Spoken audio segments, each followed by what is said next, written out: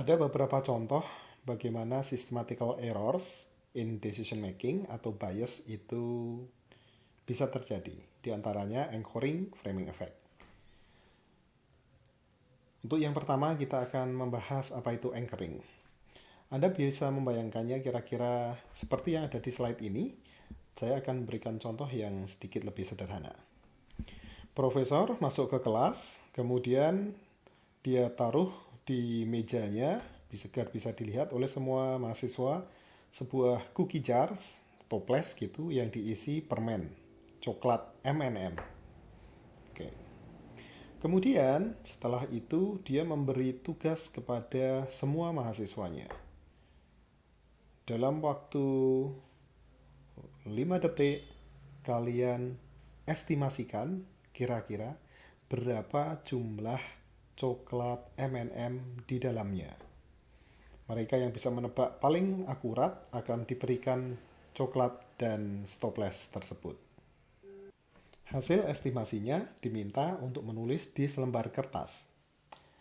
Tapi plot twistnya kira-kira di sini.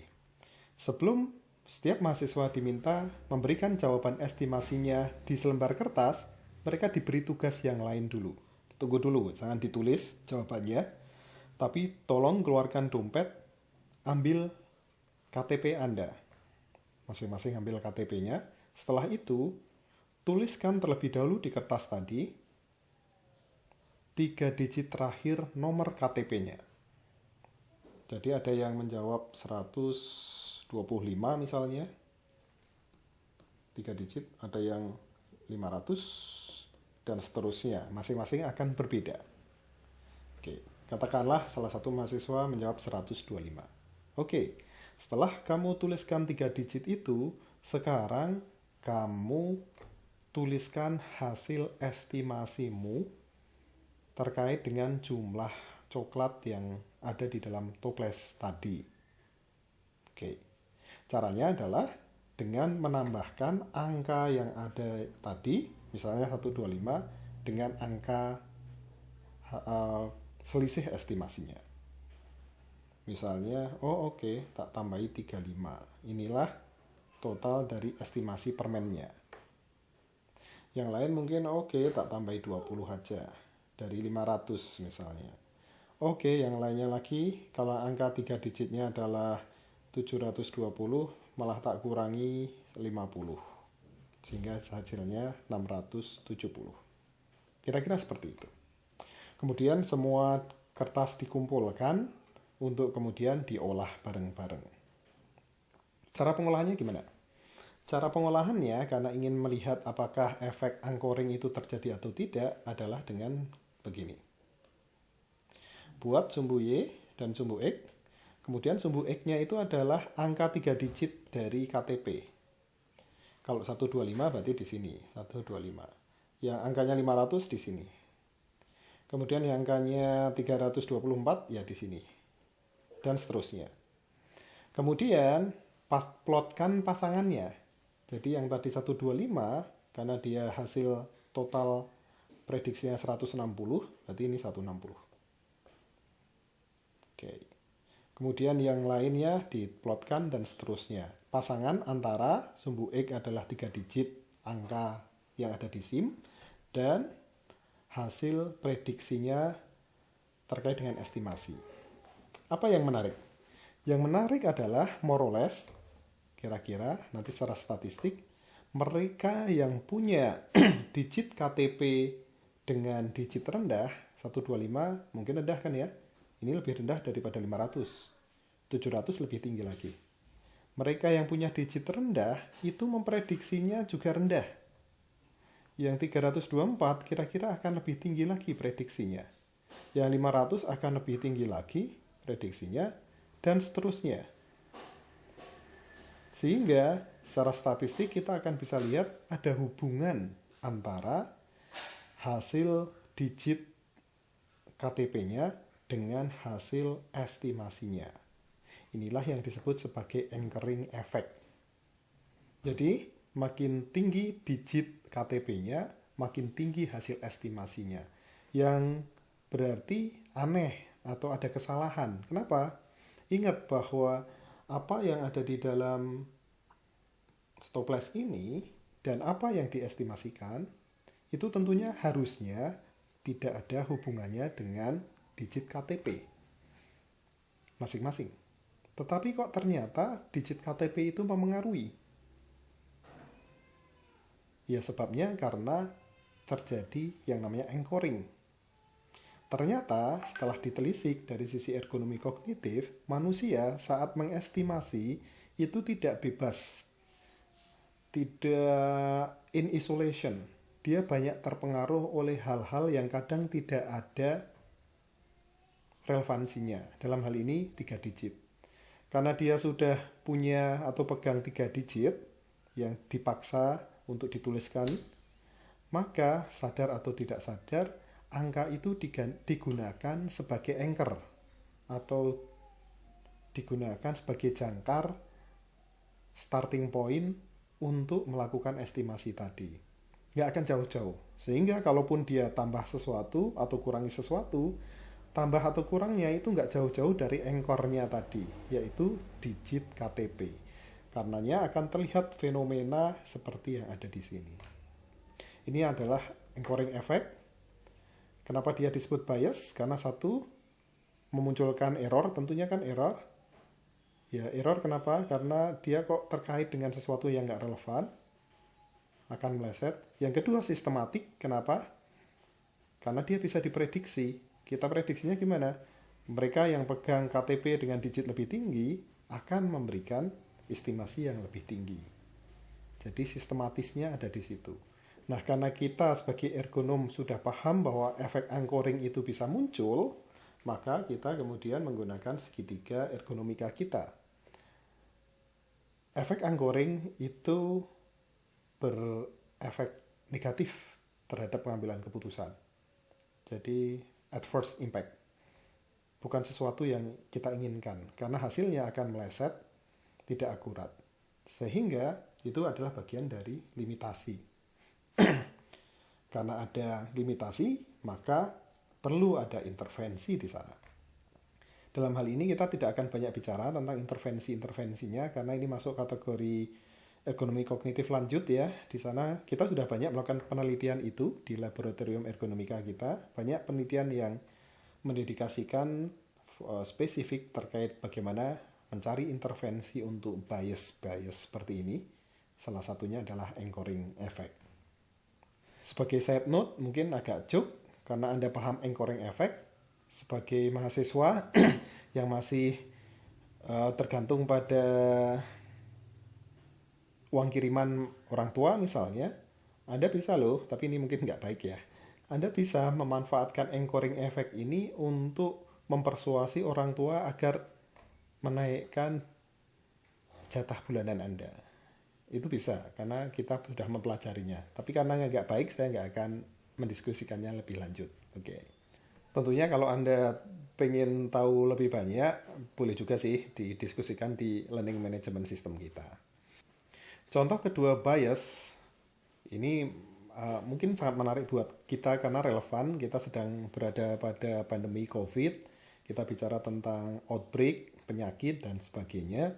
Dan bias yang seperti ini bisa terjadi pada level pengambil keputusan, misalnya Menteri Kesehatan atau Bappenas atau BNPB dan sebagainya. Sekarang kita lihat, ini jenis kedua dari sekian banyak bias yang sudah ada atau teridentifikasi oleh para peneliti, namanya adalah efek framing atau framing effects. Bayangkan Anda adalah kepala dinas kesehatan sebuah daerah atau Menteri Kesehatan, dan saat ini sedang siap-siap, ini di awal banget ya, mungkin bulan Januari 2020, kita sedang siap-siap, sudah mendapat berita di Wuhan sudah mulai ada outbreak, penyakit yang sangat menular, kita perlu bersiap-siap. Kalau di konteksnya, di sini adalah kita sedang menyiapkan outbreak dari sebuah penyakit dari Asia, dari Wuhan misalnya. Dan dari riset awal dari tim Anda di Kementerian Kesehatan, tim bisa memprediksi dengan dinamika sistem misalnya bahwa kira-kira 600 orang akan meninggal akibat dari pandemi ini. Untungnya 600 ini jika kita tidak melakukan apapun. Jadi business as usual, meremehkan dan sebagainya. Untungnya tim Anda sudah mendevelop dua kemungkinan strategi. Strategi A dan strategi B.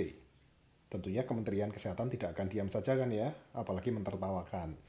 Harus diambil langkah-langkah antisipatif.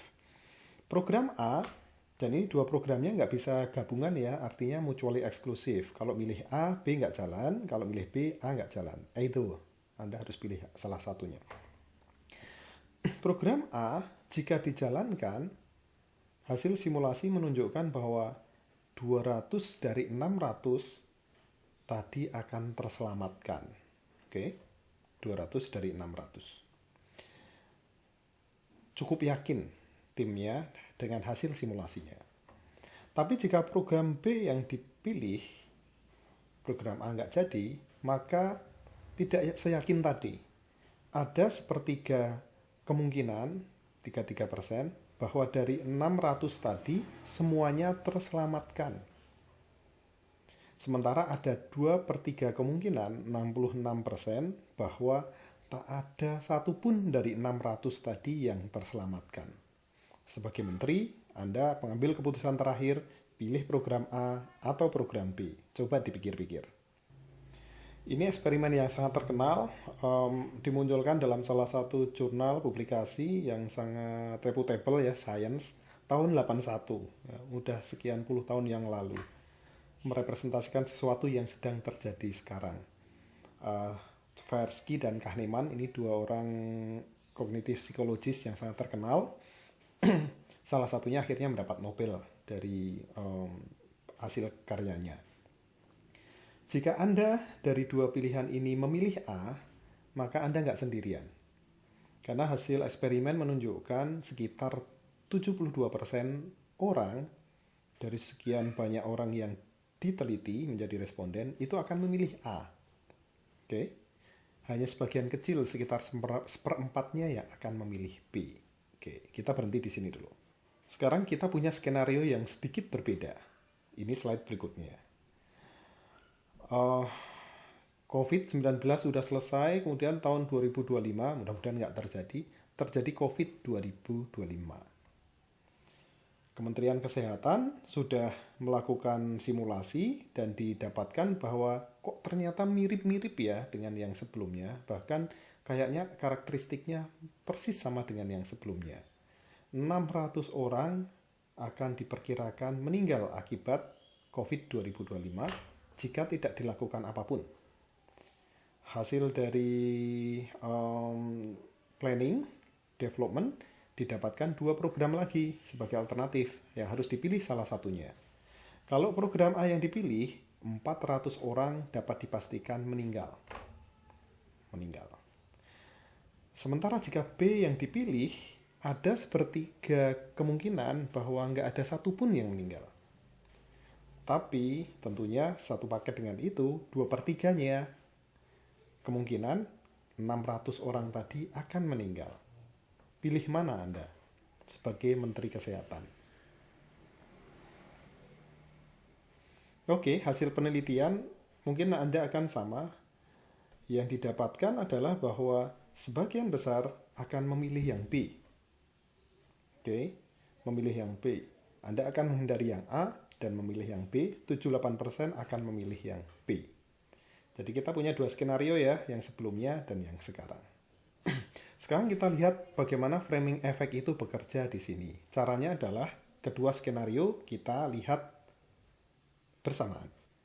Yang menarik dari dua skenario ini, yang COVID-19 dan 2025, sebenarnya struktur problemnya identik. Mereka adalah problem yang sama. Yang membedakan hanya cara framingnya, cara menunjukkan atau menyajikan data-datanya. Sekarang kita lihat ya, yang di sebelah kiri, kolom kiri, ini adalah skenario yang pertama. Oke. Framingnya kita sebut framing Oke, jadi yang di sebelah kiri ini adalah skenario pertama. Mohon maaf dikoreksi, yang di sebelah kiri ini justru skenario yang kedua ya. Sementara yang di sebelah kanan ini adalah skenario yang pertama. Sekarang kita lihat kok dibilang bahwa sebenarnya ini skenario yang sama, tetapi hanya framingnya yang berbeda. Kita lihat bagian informasi awalnya. Sama persis ya, ada 600 orang yang diperkirakan akan meninggal. Sama persis. Sekarang kita lihat terkait dengan alternatifnya. Pada bagian skenario yang pertama, kita bicara ada sepertiga kesempatan 600 orang terselamatkan. Artinya berapa? Oke, sepertiga kesempatan 600 orang diselamatkan. Sekarang kita lihat di bagaimana cara framingnya untuk hal yang sama. Pada skenario yang kedua, sepertiga kesempatan tidak ada yang meninggal. Sama kan ya? Will be safe sama nobody will die. Itu sebenarnya secara matematis dua hal yang sama, identik. Tetapi framingnya berbeda. Demikian juga untuk yang bagian bawah ini. 2/3 kesempatan no people will be safe, sementara di sini 600 will die. Itu kan sama juga, persis. Hanya saja framingnya beda. Untuk yang sebelah kanan, skenario pertama, ini yang kita sebut sebagai framing positif. Kenapa? Karena fokusnya pada yang terselamatkan. Itu kan positif. Terselamatkan. Sementara yang sebelah kiri, skenario yang satunya, ini yang kita sebut sebagai framing negatif. Kenapa? Fokusnya pada yang meninggal. Oke? Yang meninggal. Nah, kalau kita lihat, yang menarik dari eksperimen ini adalah terjadinya switching atau pergeseran pengambilan keputusan saat masalah di framing dari yang sebelumnya positif, skenario pertama, bisa menyelamatkan sekian, ke yang negatif, yang meninggal sekian. Terjadi switching atau pergeseran. Dan ini menarik, kenapa? Karena harusnya dari sisi teori keputusan, cara kita menampilkan data itu harusnya tidak mempengaruhi pengambilan keputusannya. Framing secara teori keputusan seharusnya tidak mempengaruhi pengambilan keputusannya. Tetapi di sini kita melihat adanya switching. Kita lihat lagi, ini skenario pertama, saat framingnya positif, sebagian besar pilih alternatif yang atas. Oke. Saat framingnya kita geser ke negatif, sebagian besar geser pilih yang ke bawah. Padahal alternatif A yang ada di skenario ini dan yang di skenario sebelumnya itu sama secara matematik. Yang membedakan hanya cara penyajiannya. Dan ini menunjukkan adanya ketidakkonsistenan. Inkonsistensi menunjukkan ketidakrasionalan. Dan tidak rasional menunjukkan adanya kesalahan dalam pengambilan keputusan. Kita sudah membahas tentang error di dalam kasus ini. Errornya diwakili oleh ketidakkonsistenan. Pada saat ditampilkan dengan skenario 1, pilih yang alternatif 1. Tapi begitu digeser ke skenario 2, hanya cara menampilkannya berbeda, sebagian besar orang pindah berduyun-duyun ke alternatif yang berbeda. Itu error, karena inkonsisten. Yang belum terjawab adalah sistematisnya di mana, gitu kan ya.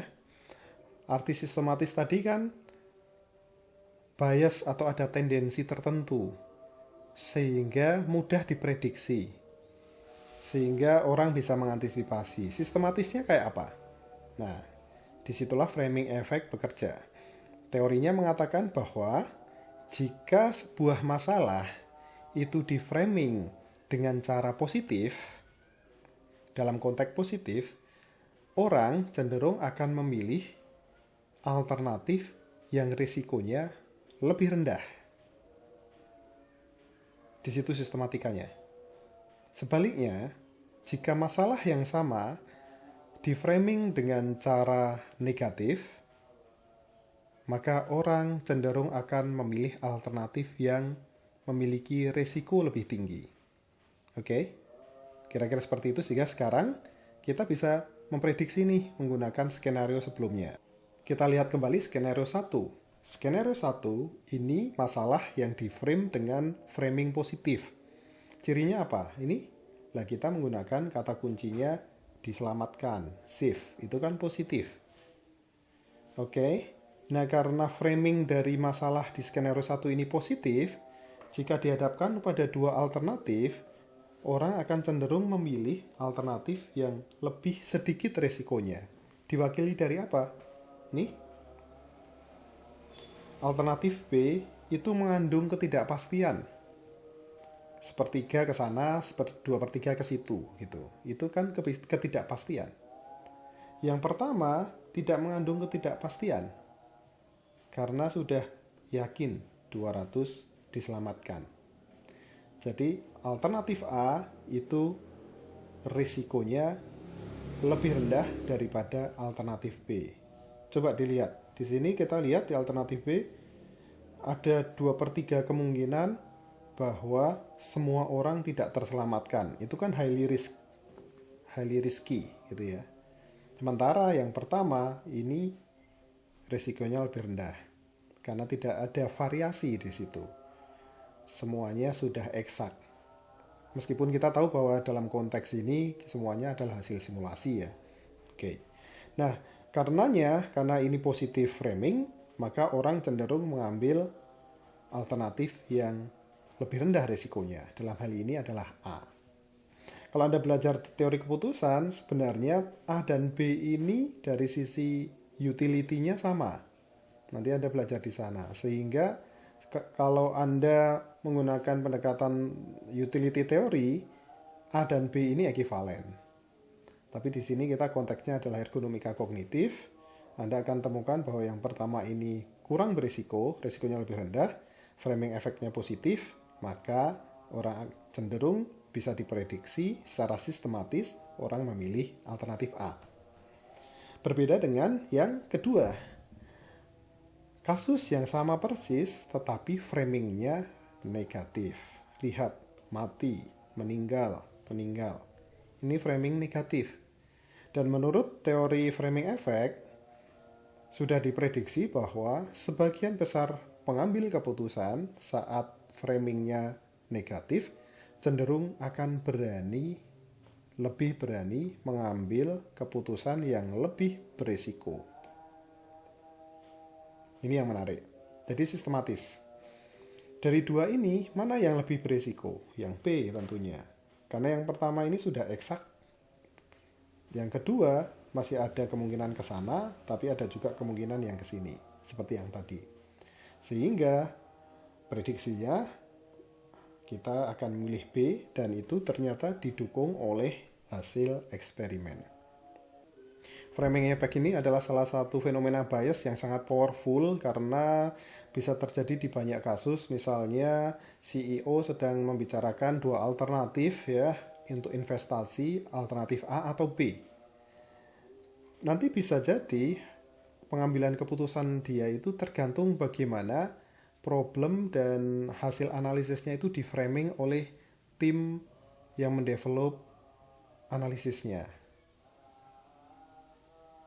Apakah positif atau negatif framingnya? Itu contohnya. Dan kita ini sedang bicara tentang investasi yang mungkin skalanya ratusan juta dolar, katakanlah. Tergantung pada bagaimana framing dari para analisnya membuat laporannya, membuat rekomendasinya, itu bisa mempengaruhi si pengambil keputusan. Nah, setelah memahami hal tersebut, dan kita sebenarnya dari sisi ergonomika kognitif tidak ingin pengambil keputusan itu jatuh pada pengambilan keputusan yang salah atau bias dalam hal ini akibat framing. Sehingga sudah banyak cara, coba dikembangkan, istilah kita intervensi ya, untuk menghindari pengambil keputusan terjatuh dalam kesalahan framing effect. Demikian beberapa ilustrasi terkait dengan bias dalam konteks pengambilan keputusan sebagai bagian dari payung besar thinking, sebagai bagian lagi dari konsep dan proses Human Information Processing Theory di kognitif. Demikian sesi kelima kita. Terima kasih, saya tutup. Saya Budi Hartono, Teknik Industri Universitas Gadjah Mada. Assalamualaikum warahmatullahi wabarakatuh. Tetap semangat.